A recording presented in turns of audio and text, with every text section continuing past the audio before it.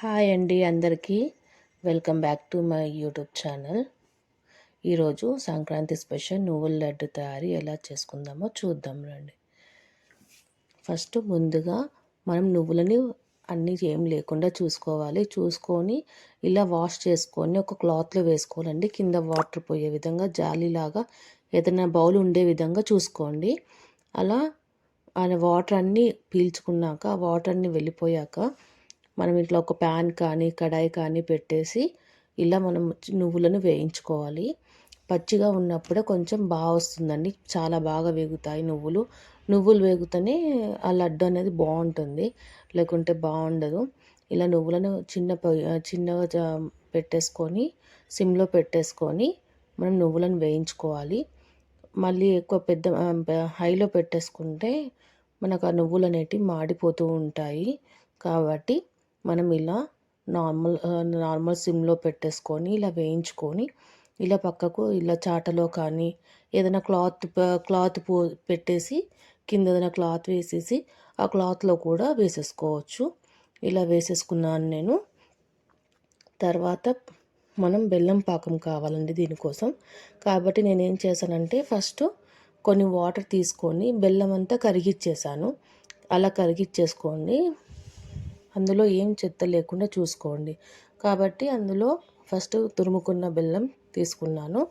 ఇలా తురిమిన బెల్లం తీసుకొని అందులో కొంచెం వేసేసి కరిగించేయాలండి. ఆ నీళ్ళు కొంచెం వేడయ్యాక వేసేసుకున్నానండి.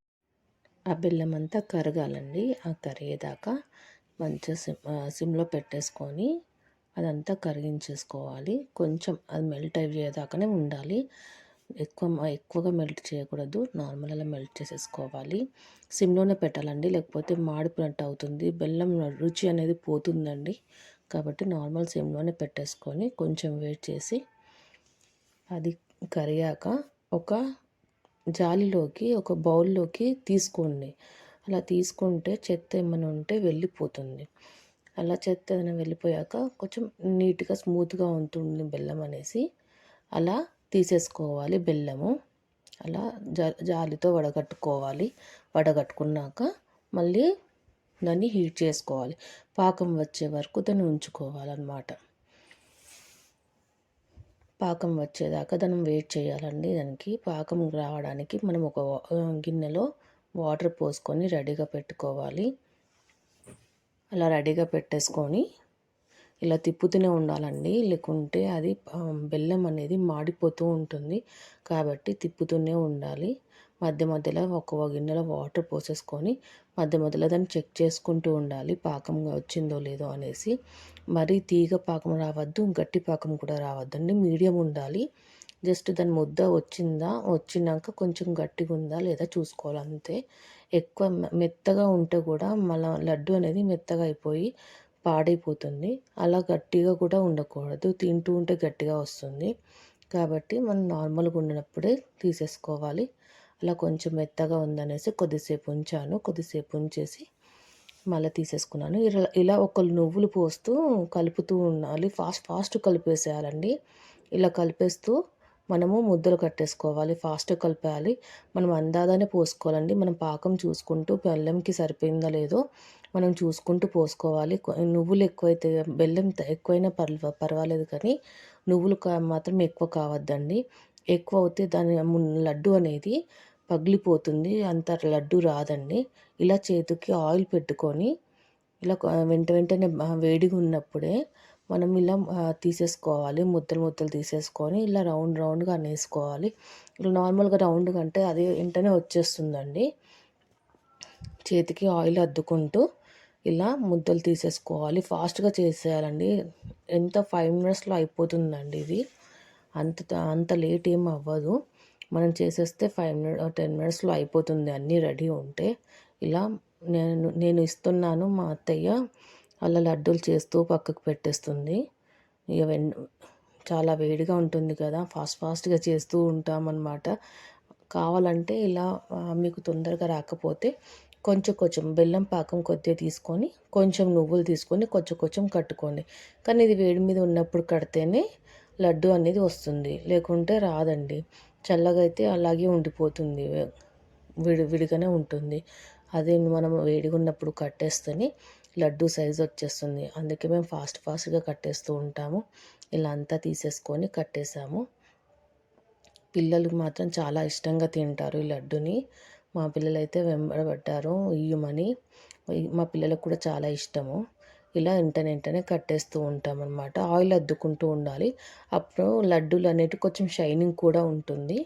కొంతమంది వాటర్ అద్దుకొని చేస్తారు. మా అత్తయ్య వాటర్ అద్దుకుంటే పురుగు పడుతుందని చెప్పి అంది. అందుకే నేను మా ఇంట్లో అయితే ఇలాగే చేస్తుందన్నమాట. ఇలా మేము ఆయిల్ అద్దుకొని చేస్తూ ఉంటాము. వేడిగా ఉంటుంది కాబట్టి కాలుతుందని కొంచెం నాకు మా అత్తయ్యకి అలవాటని చేస్తుంది. నేను ఇలా అందిస్తూ ఉంటాను. మా అత్తయ్య చేస్తూ ఉంటుందన్నమాట. ఇలా సరిపోలే అని చెప్పి కొంచెము మళ్ళీ ఇంకోసారి పాకం తీసుకొని ఇలా కట్టేసుకున్నాం. అందుకు కొద్దిగా పోసుకోవాలి. ఒకటేసారి అంటే అన్నీ కావు కాబట్టి కొద్దిగా చేసుకున్నాము. ఇలా ఇంకోసారి కూడా పాకం కట్టేసుకొని ఇలా నువ్వులు పోసేసుకొని ఫాస్ట్ కలిపేసుకున్నానండి. లేకుంటే పాకం దగ్గరికి రాదు. అందుకే ఈ నువ్వులు కూడా అటు ఇటు వెళ్ళిపోకుండా దగ్గర తీసుకుంటూ ఉండాలి. పాకం మొత్తం బెల్లం అనేది నువ్వులకు పట్టుకునేలా కలపాలి. కలిపాక వెంటనే లడ్డూలు కట్టేసుకోవాలి. ఒకవేళ ఇలా లడ్డూలు రాలేదనుకోండి, పొడిగా అయిపోయిందనుకోండి, నువ్వులు ఎక్కువయ్యాయనుకో లడ్డూలు రాదండి. అప్పుడు ఏం చేయాలి, ఇదంతా తీసేసి ఒక గిన్నెలోకి వేసేసుకొని మళ్ళీ కొంచెం పాకం పెట్టి ఈ నువ్వులు అనేటివి మళ్ళీ ఇందులో వేయాలి. అదే పొడిగా అయింది కదా, అదంతా మళ్ళీ ఇందులో వేసి కలుపుకుంటే మళ్ళీ మీకు లడ్డు అనేది వస్తుంది. ఇలా ఒకవేళ రాకపోతే మాత్రం పాకం ఇంకొంచెం తీసుకొని బెల్లం పాకం ఇంకొంచెం చేసుకొని అందులో వేసుకుంటే మళ్ళీ లడ్డు మళ్ళీ రెడీ అవుతుంది. కాబట్టి ఏం టెన్షన్ అవసరం లేదు. ఇలా చేసేసుకుంటే మీ ఇంట్లో కూడా పిల్లలందరూ చక్కగా తింటారు. హెల్తీ ఫుడ్ అండి. రోజు ఒక స్పూన్ నువ్వులు తింటే చాలా మంచిదంటారు. అలా తినాలి. ఇలా అన్నీ చేసేసుకొని ఇలా ఒక జల్లెడలాగా తీసేసుకొని ఆ జల్లెడలో ఇలా తిప్పుకోవాలండి. అది తిప్పుకున్నప్పుడు ఏంటంటే మనకు రౌండ్గా అవుతూ ఉంటాయి. ఎక్కడైనా కొంచెం అటు ఇటు ఉన్నా కూడా ఉండకుండా అలా రౌండ్గా ఉంటాయన్నమాట. ఇదండి సంక్రాంతి స్పెషల్ నువ్వుల లడ్డు తయారీ. మీ అందరికీ నచ్చినట్టయితే ప్లీజ్ లైక్ అండ్ సబ్స్క్రైబ్ చేయండి. Thank you for watching.